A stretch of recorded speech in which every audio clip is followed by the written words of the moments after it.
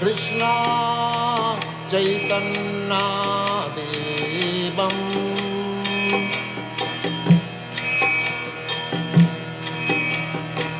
Sri Radha Krishna Padam Sagana Lalita Sri Vishakhanitanstam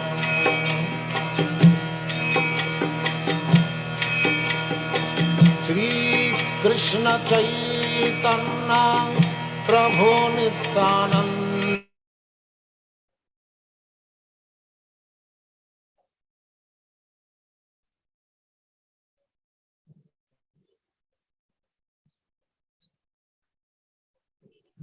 Hare Krishna, dear devotees. Dandot Pranam, welcome to Nityam Bhagavata Sevya. Today we are very happy to have the association of His Grace Vibhav Krishna Prabhu. He'll be sharing Prabhupada Lilamritha chapter 42, Developing Mayapur. Hare Krishna Prabhuji, nice to have you back once again and restart our Lilamritha series after a brief break. Hare Krishna. My voice is audible, Prabhu? Is it clear? Yes, Prabhuji. Thank you. First of all, let me express my gratitude to all of you, to the devotees who are organizing this, and to others for having given me this opportunity to speak from Lilamritha about Srila Prabhupada. I consider always that this opportunity, it only purifies me more. Though as a service, I'm speaking to you all, but personally I feel I get a lot purified by speaking about Srila Prabhupada. So I'll begin. Om Ajnana Timrandasya Gyananjana Shlakya Chakshurun Militamena Tasmai Shri Gurave Namaha. Namam Vishnupadaya Krishna Prishtaya Bhutale Srimate Bhaktivedanta Swami Nitinamini Namaste Saraswati Deve Gauravani Pracharini Nirvishesha Shunyavadi Paschata Deshatarini Namo Mahavadanyaya Krishna Prema Pradayate Krishnaya Krishna Chaitanya Namne Gaura Tushe Namaha Panchatattvatmakam Krishnam Bhakta Rupa Sarupakam Bhakta Avataram Bhaktakyam Namami Bhakta Shaktikam. He Krishna Karuna Sindhu Dina Bandhu Jagatpate Gopesha Gopika Kanta Radha Kanta Namostute Tapta Kanchana Gaurangi Radhe Vrindavaneshwari Vrishabhanu Sute Devi Pranamami Hari Priya. Vancha Kalpataro Vyashta Kripa Sindhu Evacha Patitanam Bhavanebhyo Vaishnavebhyo Namo Namah. Jai Shri Krishna Chaitanya Prabhu Nityananda Shri Advaita Gadadhara Srivasadi Gaur Bhakta Vrinda. Hare Krishna Krishna Krishna Hare Hare Hare Ram Ram Ram Hare Hare. Mukham Karoti Vachalam Pangu Malangai Tegirim Yat Kripatamaham Vande Shri Gurun Dinatharinam Paramananda Madhavam Shri Chaitanya Ishwaram. So chapter 42, Developing Mayapur from Lilamritha. We are in the year 1973, and this is the month of June. And Srila Prabhupada is spending this entire month of June in Mayapur. And some very special events have happened. The first part is Prabhupada personally training his disciples. And the other thing, the very important thing that happened was Prabhupada, taking a decision. He was translating Srimad Bhagavatam everywhere, wherever he was going, but he took this decision that he is going to work on the Chaitanya Charitamrita. So, he started writing, and for the time being, he just stopped, writing purports for Bhagavatam. In between he took, and that happened here during Prabhupada's stay in Mayapur. Prabhupada was very, very inspired. So we will see all that happening in this chapter, developing Mayapur. Now, Srila Prabhupada coming to Mayapur, 1973, we all know that His Holiness Tamal Krishna Goswami Maharaj was instrumental in getting the land, Mayapur, and then Prabhupada had very big plans for Mayapur. So he entrusted, that there should be a temple, and place where devotees could come visit Mayapur Dham. Right in the beginning, in Mayapur, the grass fields, and then we have the Bhajan Kutir, which is standing even now, right at the entrance next to the main gate. So that was there, the Bhajan Kutir, and open green fields, paddy fields, everywhere you just look around, you could see a lot of green carpet. So the first construction that happened was the Lotus building in Mayapur. And the devotees had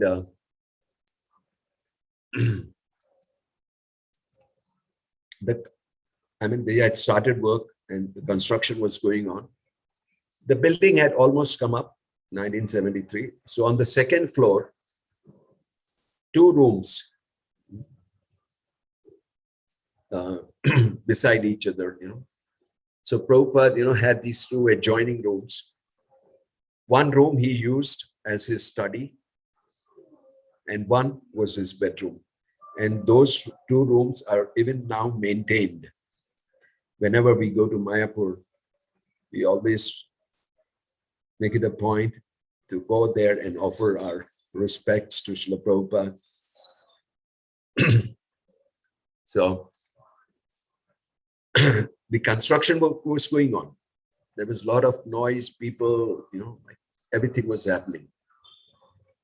But Prabhupada was feeling very, very blissful just being in Mayapur. And Prabhupada said that, I have now come to Mayapur and I'm hopeful, very hopeful to regain my strength and health on account of being in this transcendental atmosphere. Every moment, Srila Prabhupada said, every moment that I'm passing here, it brings great delight. I feel very, very delightful. And this mood of Srila Prabhupada, as we will see, is very, very inspiring. Very inspiring. It was a very, very austere living. We will see as we move further. So we see also Jananivas Prabhu every day in the evening, he would come to Prabhupada's room. He would have these red, burning charcoals, and he would put some frankincense over them, and the room would be completely filled with smoke. And this was mainly to drive out the insects, and there were like many, many insects. The whole place was swarming with insects. And at another place, it is said that the size of the insects were like, you wouldn't have seen them, like very big insects. Anyway, but Prabhupada, he was very happy. So the devotees who were living there in the building with Prabhupada, they considered themselves very menial servants in Prabhupada's personal house. Actually, if you see, this is 1973. Okay, now we have many branches all over the world. We have many temples. And everything, all those temples actually belong to Srila Prabhupada. Yet in Mayapur, that this was personal house of Srila Prabhupada, Mayapur, that feeling was very intensified. We all know that, generally every center, they would raise money to support their center. And this is the the system that Prabhupada had in place, especially for India, even elsewhere. Like, they didn't want money to, be transferred from one place to the other to build temples. Prabhupada, his vision behind this was, if you gather locally from the people who are residing there and you construct a temple, then, those people who have contributed for the construction of the temple or who have rendered service to the temple get a sense of belonging, that this temple is mine. I helped in construction of this temple. I contributed in construction of this temple. So this was Prabhupada's vision. When he said that the money, should be raised locally and construction should happen. But for Mayapur and Vrindavan, these two places, Prabhupada personally took charge. And he was getting funds from other centers. He would ask them to contribute for them. He had, begun a Mayapur Vrindavan Trust Fund, the MVT. And he would ask them, his disciples and other centers to send donations. So these two places were very special, very close to Srila Prabhupada's heart, and he was personally taking interest in them. At the same time, there are many, very special traits of Srila Prabhupada which are coming out. Money was collected, and it was collected for Krishna, to build a temple for Krishna. And if money was misspent, or if energy was misused, or if the building was damaged in any way, Prabhupada would become very, very concerned.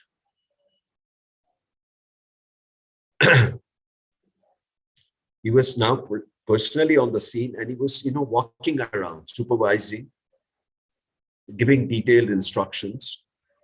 And if there were any discrepancies, he would demand that, those discrepancies should be corrected. Now, regarding energy, misuse, there's a beautiful example which is given here. It stands out, how much Srila Prabhupada,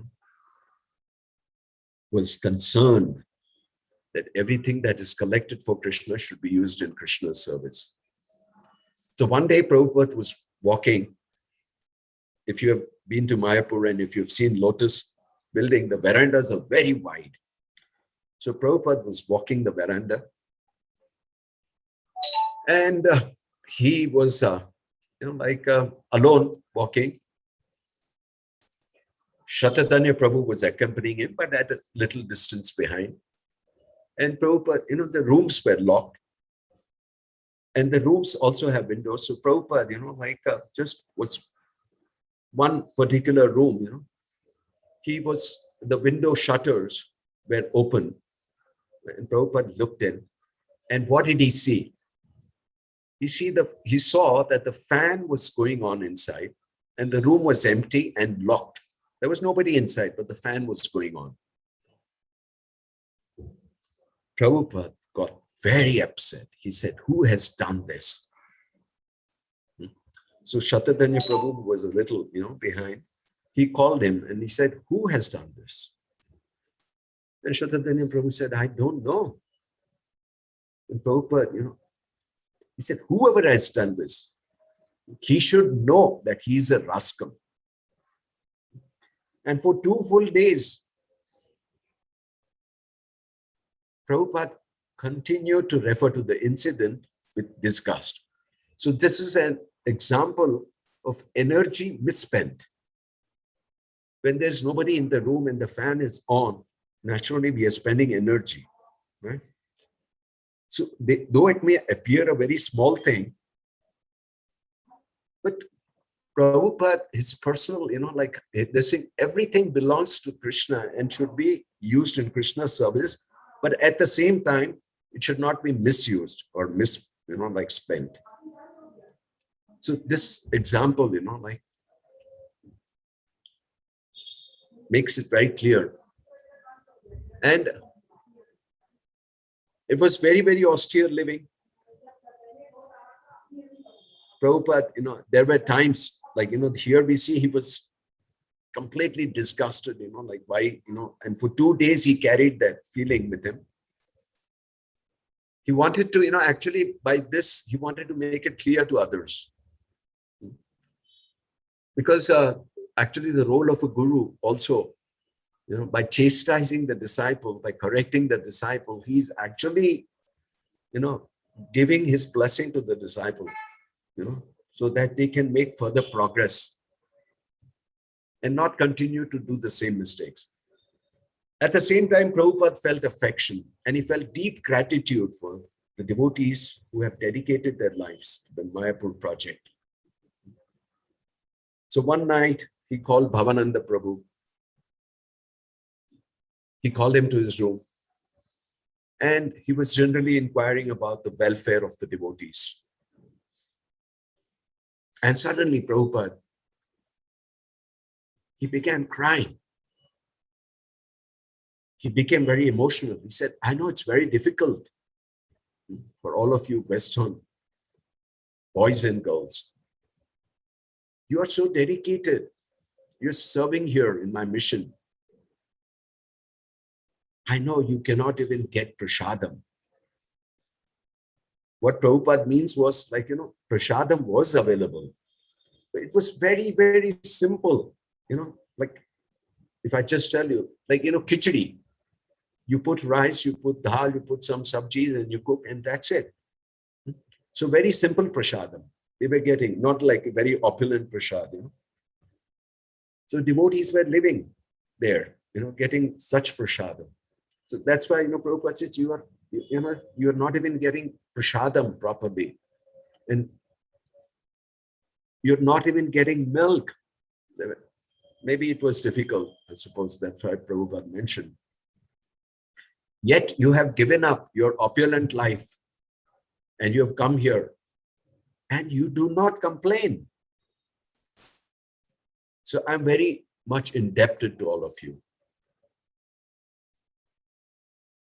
So Bhavananda Prabhu reflects, he's remembering from his memory about the austere living there, how it was and why Prabhupada had such emotions, such a great, feeling of gratitude for his disciples. He said the workers who were working there, the marble workers, they had some chatai houses. They lived right next to the construction site. And there was a hand pump. They used to, use this hand pump for, mixing water with cement. For cement, So, and he said the devotees, we took our bath there with the hand pump. That means there were no proper bathrooms. What about toilets? Toilets, some distance off, were 2 toilets, one for men and one for women. And what ways these descriptions are given, and I'm just, reading it out, though it may not seem important, but what these devotees have gone through. For us to, like experience this, by reading and experiencing their, their sacrifice, their commitment, their dedication to Srila Prabhupada, we may be able to build some appreciation within our heart. So these toilets were just 2 holes in the ground. That's all. And this, it was surrounded, the hole was surrounded by a chatai wall. They didn't even have walls properly, some chatai they put around as a wall. And the storms and the rain would come. Mayapur is very famous for, storms, even summer storms we get. So the storms and rain would come and the devotees had to sludge through the muds in the field to go to the toilets. And there were snakes all over the place. Bhavananda Prabhu said it was a wild thing, to live there. It was a construction site, and no one lives on a construction site. But the devotees were living there. Srila Prabhupada made us move in there. It was good for us.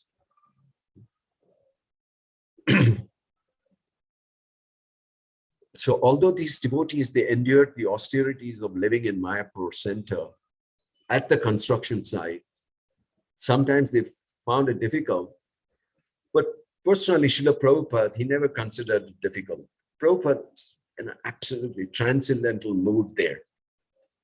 He was feeling so blissful just being in Mayapur. So he said, Mayapur is so wonderful, you can live on air and water alone.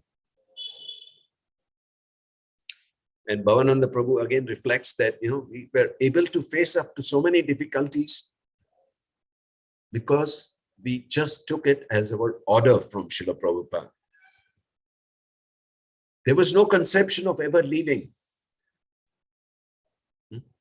Bhavananda Prabhu says, what else would I do? The order was given to me. Take Mayapur. I'm giving you Mayapur. Take it, develop it, and enjoy it. So there was no question in anybody's mind of going somewhere else.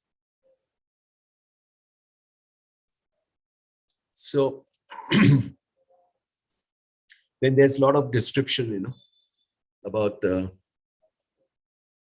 Mayapur, the surroundings, Prabhupada, telling them, training them, very, very small things. Like, the electricity would go off and they would have lamps. And Prabhupada would guide them, that these lamps burnt with oil. So Prabhupada said, you should grow castor plants. You should crush the seeds and take the oil and use that oil for burning. So that means be self-sufficient. And Srila Prabhupada also wanted that, they should also build some simple dwellings. So the wall that we see and those hutments are still there next to the Bhajan Kutir.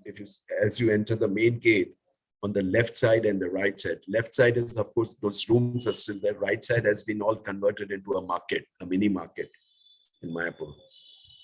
So Prabhupada wanted to build a wall with a gate along the front of the property, and they should build small rooms, hutments, he called them, against the wall. That means the compound wall was the back of the room. And devotees could stay there in these simple cottages. So this is the atmosphere in which the devotees were living, 1973. Raising the money, buying the land, arranging for workers, materials. It had been an arduous struggle, and it was replete with bureaucratic delays. Now, I'll tell you why these bureaucratic delays. Even for the construction, the cement which was required. 1973, India, cement was not so freely available. You had to approach a government department and they had to, give you a paper, a license. And with that, you could go to the shop and get some cement. Not like you just walk in, like now how we do. We want cement, we pick up the phone and, call up a known person and you get a truckload of cement. It wasn't like that. It was a great struggle even to get cement to construct. So, that's why the bureaucratic delays, the forms they had to fill up, the fees, the supply shortages, even supply shortages. So all this was there. So in that struggle, Srila Prabhupada, after doing all that struggle, if we were able to get, he did not tolerate any carelessness or waste. That means, if we had to plan well in advance, if cement was needed, maybe 4 days later, you had to plan earlier and get all the license, do all the legalities and see that, work was going on. So there should not be any carelessness and there should not be any waste. So here is an important point, which Srila Prabhupada, highlights. The building, okay, which was turning out to be very artistic, substantial and useful. Srila Prabhupada considered this building as actually a gift from Lord Krishna.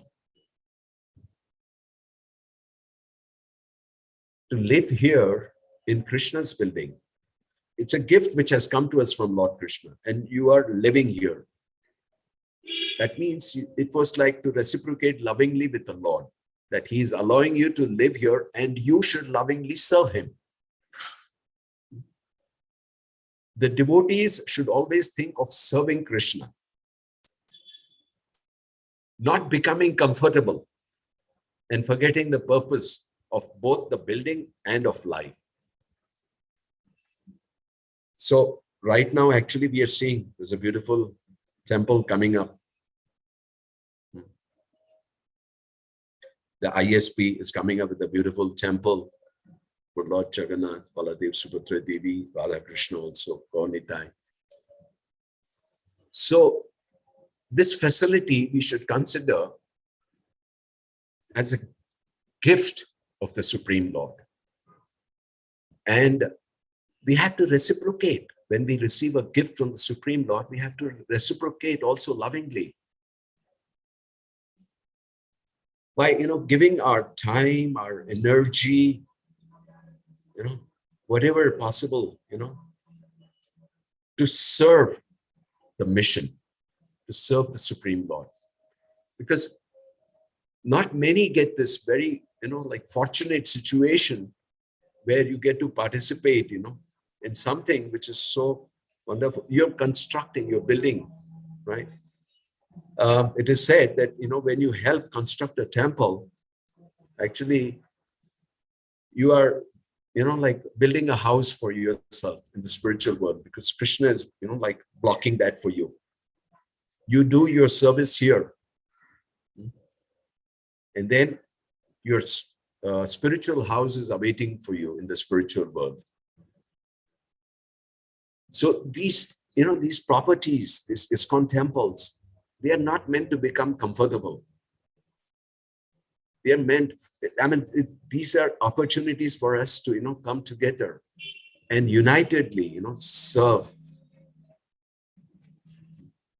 So this way, the purpose, Srila Prabhupada is saying, we should not forget the purpose of both the building and of the life. And of course, damaging, like, Prabhupada didn't like that. So sometimes, slamming of doors would, like damage something, and Prabhupada would also get disturbed with these. So we see, Prabhupada, he displayed a rose-like softness. His like personality, he displayed a rose-like softness, an intimate, informal, and affectionate nature. Yet, sometimes, to help the devotees, have a proper understanding, he would become very stern. So, this holy dham of Mayapur, it was the spiritual world, Golok Vrindavan. And the devotees were living with Prabupada in the spiritual world. More than any other place in the world. Prabhupada lived at many other places. But the devotees who were living in Mayapur, they knew that they could walk into Prabhupada's room and see him. He was freely available. He was accessible to everybody. At other places, maybe not so easy. But in Mayapur, anybody could walk in and meet Prabhupada anytime. He always kept his doors open. And in return, Srila Prabhupada himself sometimes walked into the devotees' rooms, So, and sometimes out of his great concern, he would ask them, so is it very difficult living here? And he said, like, coming from the West, he said, India is too hot.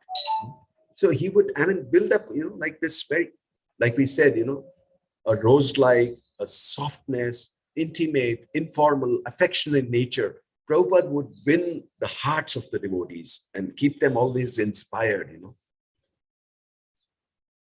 So even with the building incomplete, many guests were coming.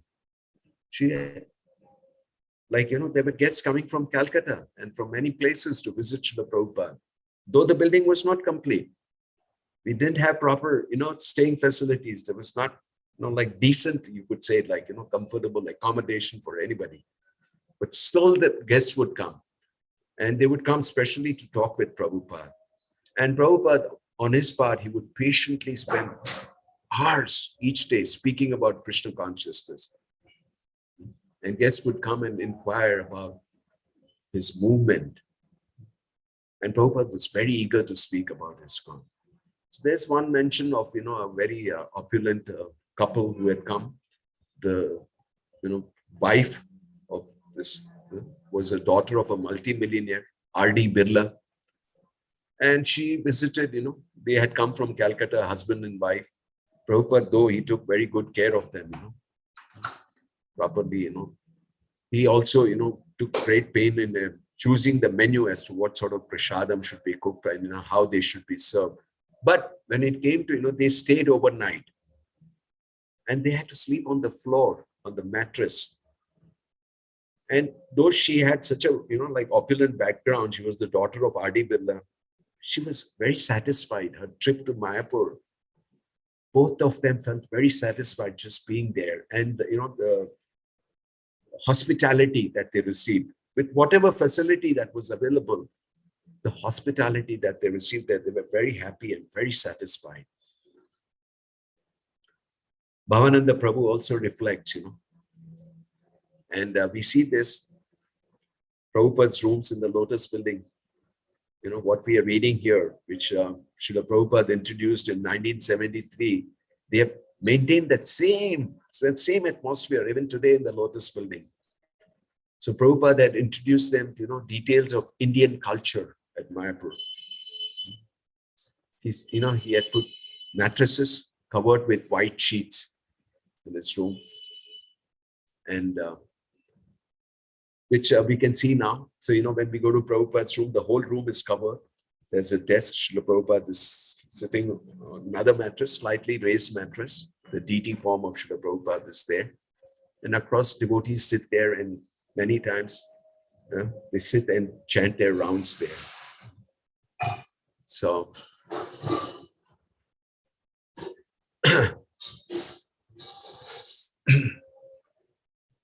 one time,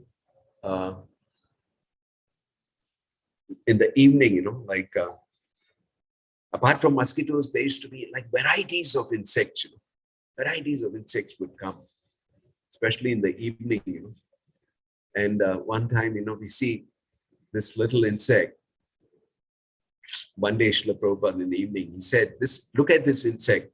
He is both pilot and flying machine in one. Here, there are hundreds of insects. They're flying together, yet there are no collisions.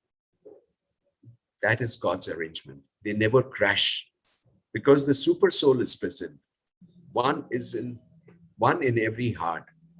So let the material scientists manufacture such a wonderful machine with a built-in pilot that will not crash. When a man flies and there are two planes, they have to be very careful. But these insects, Prabhupada said, they are flying to the light. They are not crashing, but they are still not perfect. Why? They are flying towards the light. That means they are attracted to death. So they are just like the materialists. People living in this world today, the materialists who are running after material sense gratification. Prabhupada said they are just like the materialists. The materialists, they're building skyscrapers. Yet they don't know what will happen at death. Henry Ford and other big capitalists, they also had to die. So many others are trying to become just like them. They're trying to become another Henry Ford. But they do not know. It means their death also. They're like these small insects. In the morning, we simply find heaps of them all dead. So Prabhupada is connecting this with our philosophy that, if you are, just after leading a materialistic life, so just like these insects, they have, their lifespan is like They come alive in the evening, night, and next day morning you will have heaps of them all dead lying around. So time is very relative, though, as human beings, we consider we have a long life, but, like I said, it's relative. If you have, like if you look upon it from an over, view, you will see that it's a very small period. It's like these insects, their lifespan, that one night is 100 years for them. So our lifespan, when it is viewed from the heavenly planets to the, like those are denizens of heavenly planets, they would look at us human beings as insects, So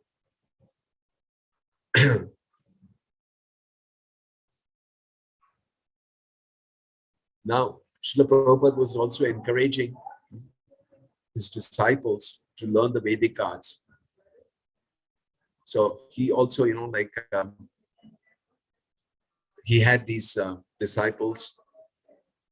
He was encouraging them to learn the art of doll making. And also, he wanted them to learn to make mridangas. He said, you learn to make mridangas yourself. And he had a potter coming in to teach one of the devotee how to mold and, make mridangas, fire and, clay shells. So Mayapur, basically, it's a wonderful place. It's very wonderful. Being in the transcendental birthplace of Lord Krishna, being in Mayapur is being in the birthplace of Lord Krishna.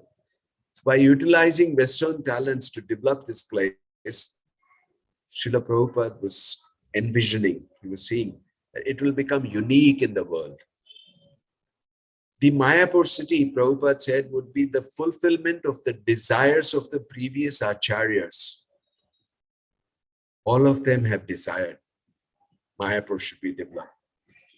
The city would grow to a population of 50,000 and would become capital of the world. With this gigantic temple in the center and separate quarters for Brahmanas, Kshatriyas, Vaishyas, and Shudras, the city would be a model for all other cities. So this is Prabhupada's vision, which he had in 1973. He's envisioning here. He wants Mayapur to be the spiritual capital for the world. He wants a very big temple standing there. And he has, he's envisioning that, there will be 50,000 devotees living in this city. And Krishna would be the heart of everybody, like the center, the focal point. And the day would come when the world's cities, Prabhupada is saying, the world's cities would be ruined. And humanity would take refuge in cities which are modeled after Mayapur. So the development of Mayapur would mark the beginning of a Krishna conscious world, a very deep and very important statement. The development of Mayapur would mark the beginning of a Krishna conscious world. Thus, the influence of Sri Chaitanya Mahaprabhu would increase. And his prediction would manifest in every town and village. My name would be chanted. So we are seeing Prabhupada, showing his vision while living in Mayapur.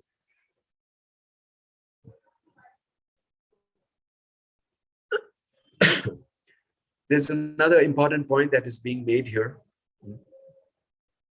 that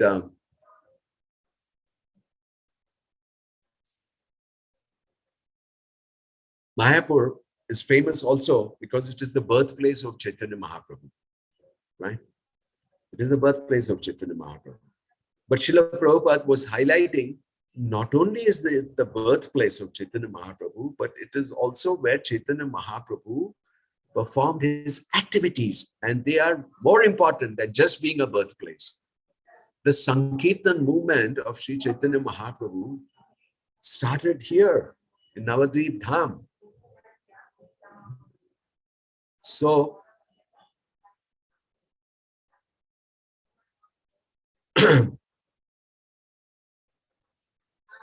Prabhupada, one day, he stood on the roof of his Mayapur building and he was looking over to the birthplace of Chaitanya Mahaprabhu, which is a little distance away. It's less than a mile. So Prabhupada said, actually, he was addressing Bhavananda Maharaj. At that time, Bhavananda Maharaj, now Bhavananda Prabhu. So actually, their claim to the birthplace of Chaitanya Mahaprabhu is not very important. Prabhupada said their claim, but this being Chaitanya Mahaprabhu's birthplace, is not very important. Is Krishna famous for having been born in Mathura? Srila Prabhupada said, no. Krishna is not famous just for being born in Mathura. He is famous for his activities, for his pastimes. Similarly, Chaitanya Mahaprabhu is not famous for having been born in Mayapur. Chaitanya Mahaprabhu is famous for his activities, for his Sankirtan, preaching. So this Mayapur Chandrodaya Mandir is the preaching of Chaitanya Mahaprabhu. So this Mayapur will become famous because of this preaching activities of Chaitanya Mahaprabhu. This TOVP which is coming up, it will be the most attractive place for people who are coming into India.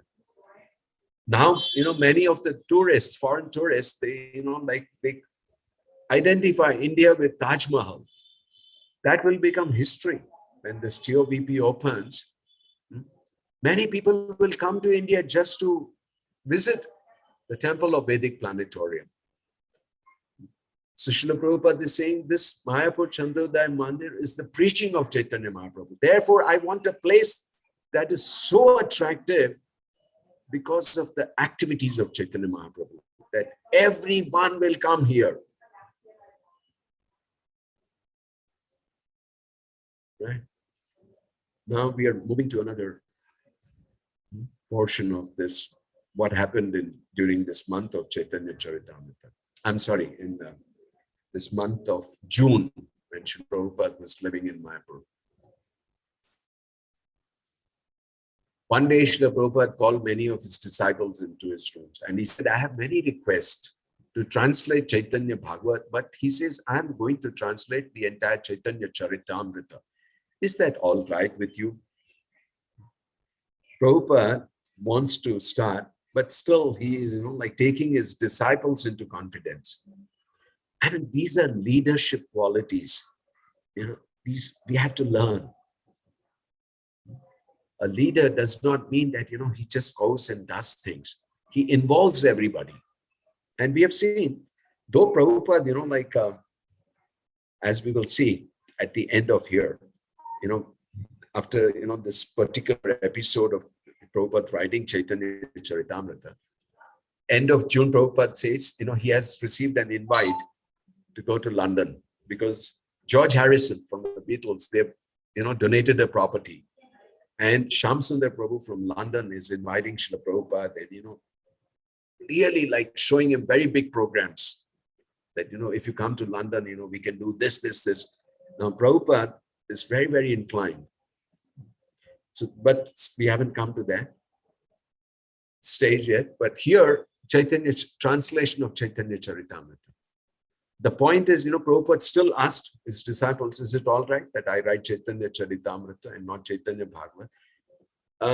Here, though it's not mentioned in Lilamritha, but from another place where I have read. So there are three biographies of Chaitanya Mahaprabhu. The Chaitanya Mangal, the Chaitanya Bhagavat, and Chaitanya Charitamrita. Chaitanya Mangal by Lochandas Thakur, Chaitanya Bhagavat by Vrindavan Das Thakur, and Chaitanya Charitamrita by Krishna Das Kaviraj. Chaitanya Mangal and Chaitanya Bhagavat deal more with the pastimes of Chaitanya Mahaprabhu. But Chaitanya Charitamrita very, very, boldly comes out with the teachings of Chaitanya Mahaprabhu. So Srila Prabhupada was more inclined towards the teachings of Chaitanya Mahaprabhu. We are not, diminishing the other two scriptures, the biographies. They are very nice. In fact, one should read those also.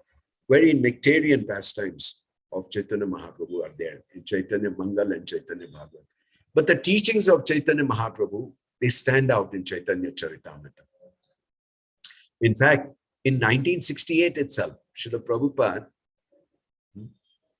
he had completed a book, Teachings of Lord Chaitanya, which is a summary study based on the important passages of Chaitanya Charitamrita. So just like we have a summary study of the 10th canto, Srimad Bhagavatam, in the Krishna book. So Srila Prabhupada had already given them, information about the teachings of Chaitanya Mahaprabhu in the teachings of Lord Chaitanya, that summary book. So now Srila Prabhupada, he wanted to begin anew, right from fresh, a translation and commentary on Krishnadas Kaviraj's Chaitanya Charitamrita. So just like Krishnadas Kaviraj states in the Chaitanya Charitamrita, he says, let me offer my obeisances to Lord Krishna, who has manifested himself in 5. Lord Krishna has manifested himself in 5. And what are these 5 features? As a devotee, which is Chaitanya Mahaprabhu, expansion of a devotee, which is Nityananda Prabhu, incarnation of a devotee is Advaita Acharya, pure devotee is Srivas Thakur, and devotional energy is Gadadhar Pandit. So that's how, when we chant this pranam mantra, Jai Shri Krishna Chaitanya. So these are the 5 features. Lord Krishna has appeared. He has manifested himself in 5. That is why it is so strongly recommended that before we chant the Hare Krishna mantra, we should chant the Panchatattva.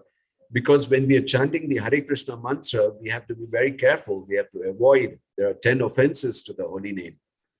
But chanting the Panchatattva mantra helps us to rise above the offenses. And there are no offenses chanting the Panchatattva mantra. So Prabhupada wrote that only way for people to be elevated in love of Krishna in the age of Kali Yuga is by the mercy of Panchatattva. This is the only way, especially in the age of Kali Yuga. Now, we are all products of Kali Yuga, right? And there is no other way. So for us to be elevated to that platform where we can attain love of Krishna, the only way is through Panchatattva. So Lord Chaitanya in his form of 5 personalities. So one should offer obeisances to Sri Chaitanya Mahaprabhu by chanting the Panchatattva Mahamantra. And this mantra should be recited before one chants the Mahamantra, Srila Prabhupada says. And there are 10 offenses in chanting of the Hare Krishna mantra, Prabhupada wrote, but these are not considered in the chanting of the Panchatattva mantra. So one must first take shelter of Chaitanya Mahaprabhu. Learn the Panchatattva mantra and then chant the Hare Krishna mantra. So a very important instruction to all, we are introducing many people to Krishna consciousness, right? Initially, we tell them, please chant Hare Krishna. Once they start chanting, even if they're chanting one round, we should introduce them to the Panchatattva mantra. So then there is hope for us that we will, at some stage, we will attain love for Krishna.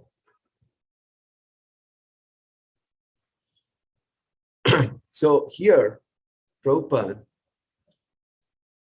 taking, from the 7th chapter of the Adi Leela, Chaitanya Charitamrita, where it is confirmed, Srila Prabhupada is taking the essential principles from the 7th chapter. So Prabhupada's mission is exactly, what Prabhupada is teaching exactly, the method, everything which is advised by Lord Chaitanya Mahaprabhu, which is given in the 7th chapter of the Adi Leela. So what happens there? I will take this and I will end with this. This is a very important thing. I will speak on this. When Krishna appeared, the characteristics of Krishna are understood to be a storehouse of transcendental love. 5,000 years back, Krishna appeared. So his characteristics. They are a transcendental, a storehouse of transcendental love. Although that storehouse of love came with Krishna when he was present, but it was sealed. It was never opened. But when Lord Krishna, when he comes as Chaitanya Mahaprabhu, along with his associates, so that same storehouse of transcendental love comes again. Right? But what happens? When Krishna came, the storehouse was sealed. Now, when Chaitanya Mahaprabhu has come, the seal has been broken and plundered. The storehouse has been plundered. Plundered means, giving to everybody. Take. To taste the transcendental love of Krishna, which is coming out of this storehouse, it is being distributed freely. And the more, they tasted it, the more their thirst grew for it. So the Panchatattva, they were plundering the storehouse of love. And while plundering the storehouse, they were distributing it. They themselves danced again and again and made it easier to drink the nectarian love of Godhead. They danced, they cried, they laughed, they chanted like madmen. And in this way, they distributed love of Godhead. Now, Prabhupada, while he was commenting on these verses from the 7th chapter, Prabhupada wrote that the present Krishna consciousness movement follows the same principle. And therefore, simply by chanting and dancing, we have received good responses all over the world. We know how ISKCON movement started in the Tompkins Square Park. Prabhupada was chanting and devotees were sitting around. And then somehow a few of them got inspired. They stood up and they started dancing. So this chanting and dancing, and it has spread all over the world. So it is to be understood that this chanting and dancing, they do not belong to this material world. They are actually transcendental activities. For the more one engages in chanting and dancing, the more he can taste the nectar of transcendental love of Godhead. So we should never shy away when we are in front of the deities. We should never shy away, by raising our hands and dancing in front of the deities. So this Krishna consciousness movement, Prabhupada, he spoke not only of his own disciples, but his Krishna conscious society. He was speaking about the movement which was inaugurated by Lord Chaitanya. He's not just speaking about this ISKCON movement. He's also speaking about the movement. And this ISKCON is nothing but, a continuation of what Chaitanya Mahaprabhu started, this movement, the Sankirtan movement, which was inaugurated by Chaitanya Mahaprabhu. Just as the original personality of Godhead and the deity of Krishna in the temple were the same. There's no difference. So the movement of Lord Chaitanya Mahaprabhu and the Krishna consciousness movement, they are identical. No difference. There's no difference.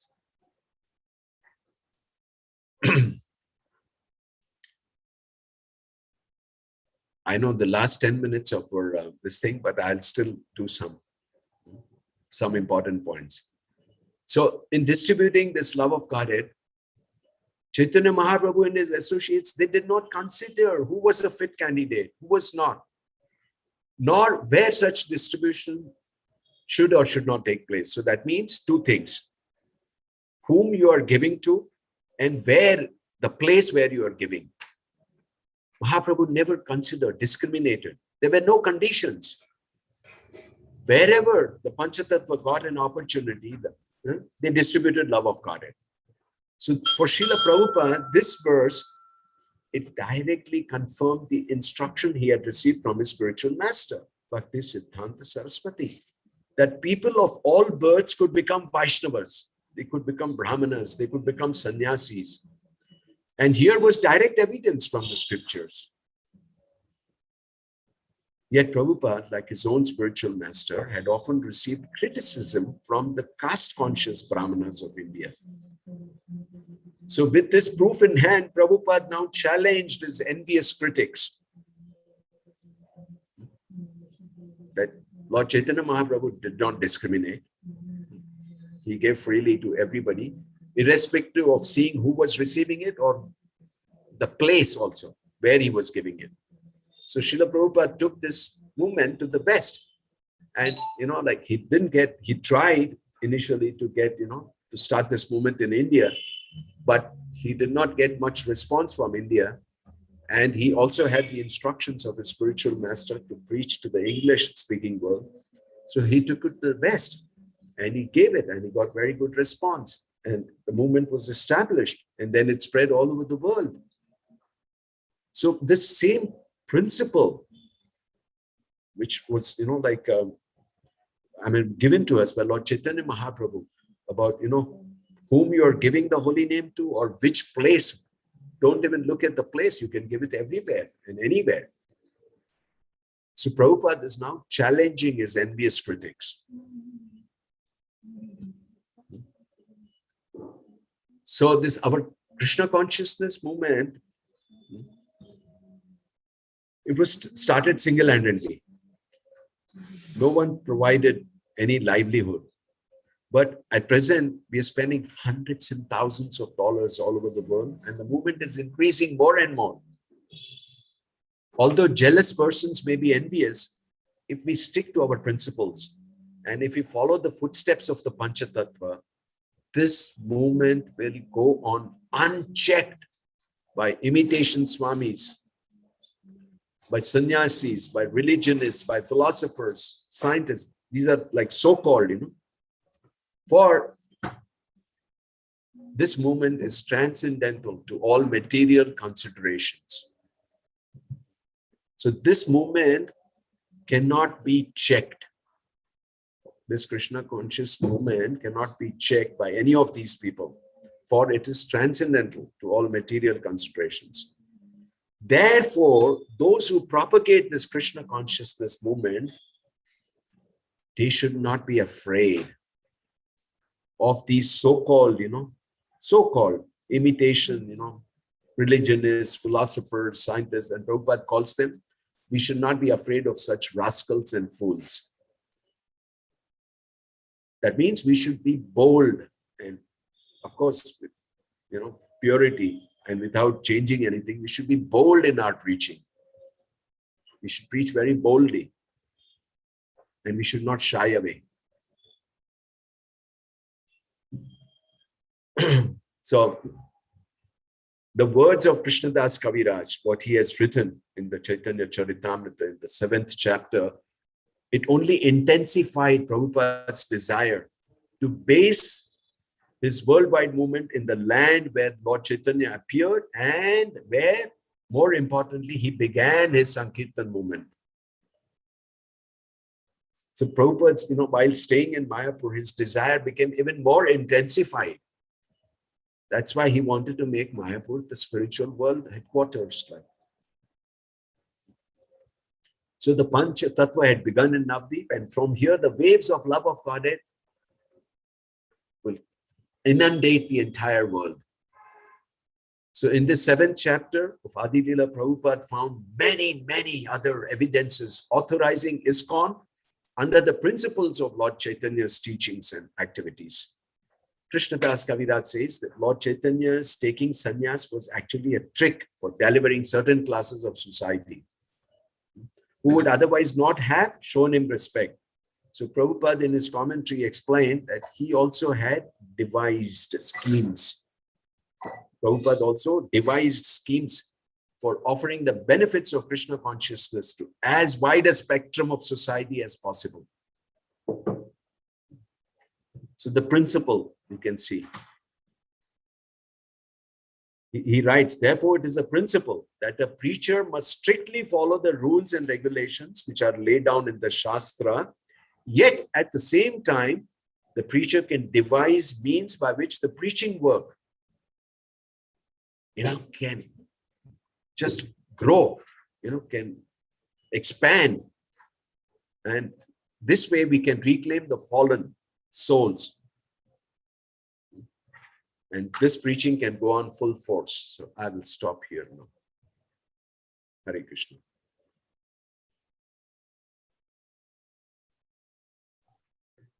Hare Krishna, Prabhuji. What a wonderful way to again restart the Prabhupada Lilamritha series by your heartfelt narration. Thank you, Prabhuji, for highlighting three important aspects in this chapter you covered so far.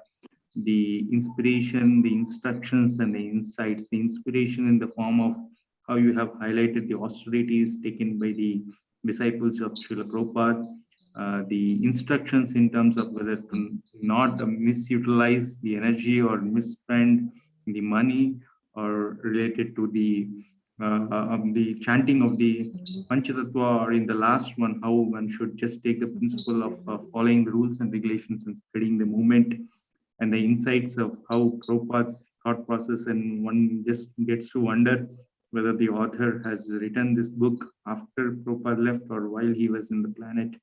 Thank you, Prabhuji, for taking us to Mayapur. Hare Krishna. Devotees can unmute themselves to share their reflections, or if they have any questions for Prabhuji.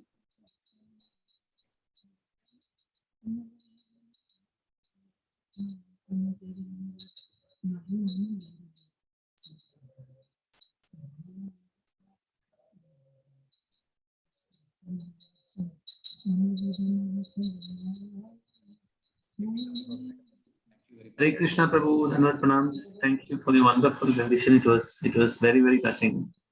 And in fact, we could get a much deeper understanding of the purpose behind the TOVP, as well as how Prabhupada's love was there for the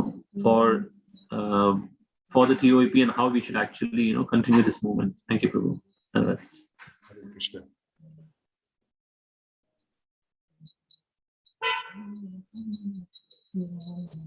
Thank you, Vibhav, for wonderful narration. Again, we discussed the days of Mayapur in early 1970s. We only see that Mayapur is fully developed, but those devotees were tremendously sacrificed and gone through severe austerities in those early years. We can only imagine. Wonderful narration, especially Prabhupada's geniusness in letting each and every temple to rely on the local resources to build the temple. I think that was really genius from them. Hare Krishna. Thank Hare you. Krishna. So, Prabhuji, I assume you will continue with the next section next week. I haven't completed. So if Yeah. there's somebody else wishing to take it further, I'm okay with it. Somebody else, wants to, take it further.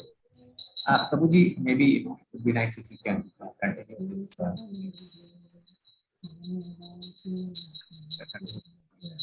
Yeah, the request is to please continue. So we would like you to continue next week also to complete the chapter. Thank you, Prabhu. Okay, Prabhuji.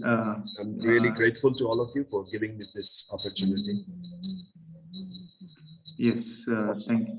Okay, Prabhuji. We will, in the interest of time, we'll conclude.